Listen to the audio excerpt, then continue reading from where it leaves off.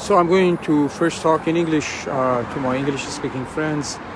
I am at the point where I'm kind of crossing Maryland into Washington, D.C., so I should get to the hotel I'm staying tonight in about 2 hours. And then tomorrow morning, I will be going to the Lincoln Memorial for the last leg of my trip. And of course, we'll go to the National Mall with my wife, Azar, and hopefully a few friends. And I'll be in touch with you then, but thank you for keeping up.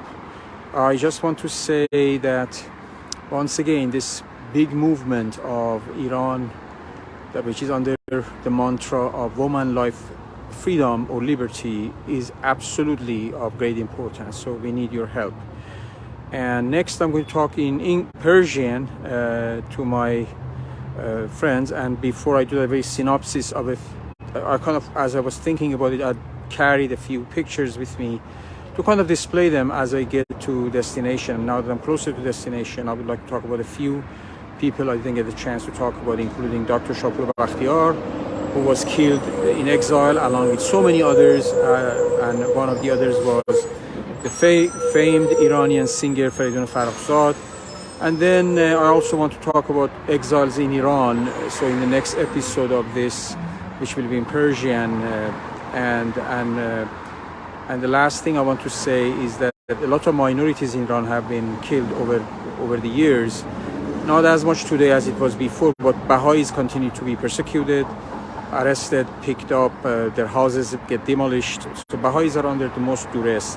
In the beginning of revolution, not only Baha'is were under a lot of duress and oppression and suppression, but also the Jews, Iranian Jews. One of those Iranian Jews is Ibrahim Brukhim, who was a young man, relatively young man in his 30s, whom I may have seen him in my childhood because my father used to work in his hotel, and he was first arrested, imprisoned, and then after he was released, people told him, "You must leave, you're in danger." But he didn't believe that, and he said, "I've done nothing." And then he was essentially killed under the guise of Zionism, and what they say the main goal was to confiscate the properties that he and his father had.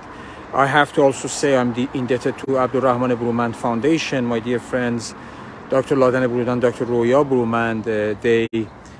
They run this foundation in Washington, D.C., and they had compiled this story and thinking about Iranian minorities that have been killed, picked up, persecuted over the years. So thank you again. Hope I can connect back in English with you tomorrow.